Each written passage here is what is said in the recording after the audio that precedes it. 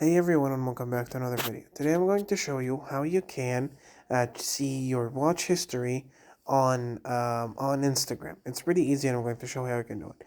While there is no option on Instagram where you can see watch history like TikTok or Facebook, but there is somewhat of a workaround around this area. So first of all, you're going to go onto Instagram and what you're going to see is only the reels that you liked, okay? But the reels that you watched, you're not going to find them. So how we can do this? So first of all, you're going to go onto your account and then the hamburger menu, and then you're going to click on your activity.